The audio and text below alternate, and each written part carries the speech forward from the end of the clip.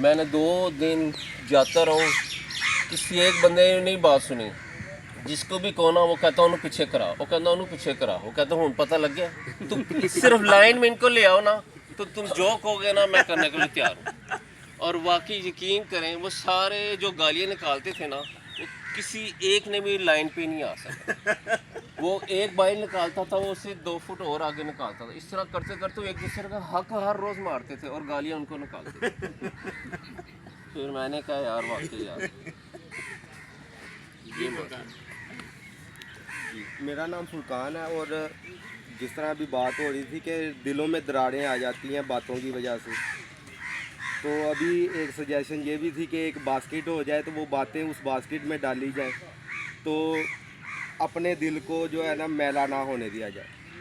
لیکن دوسری بات یہ بھی ہے کہ اگر ہم وہ سائڈ پہ ایک باسکٹ بناتے ہیں تو ہو سکتا ہے اس باسکٹ میں سے کوئی اور وہ باتیں اٹھا کے تو وہ معاشرے میں پھیلا دے.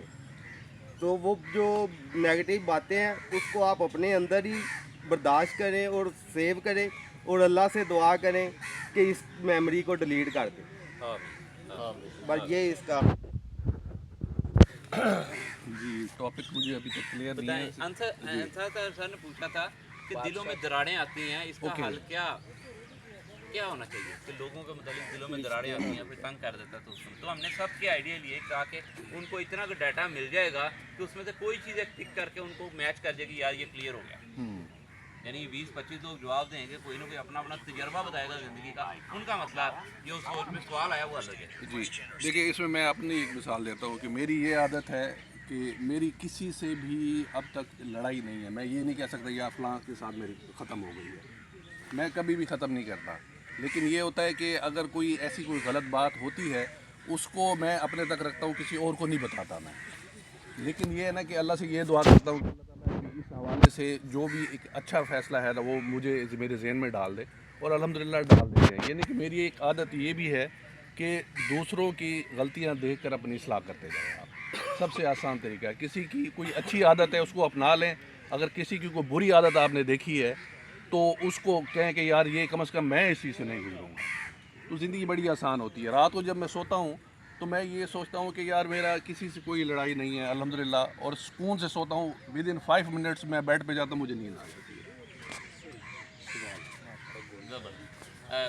آپ ایک کاکار ہے, آپ رہتے ہوئے طاہر صاحب ہی رہتے ہیں. سچی گل کی تو نال ہی ہوا چل رہی. جی آگے آپ کی باری آگے. اچھا, سب لوگوں نے جو بات کی صبر کرنا چاہیے, برداشت کریں اور اگلے بندے کو معاف کر دیں, اور یا جہاں پہ خاموش ہونا پڑے آپ خاموش ہو جائیں.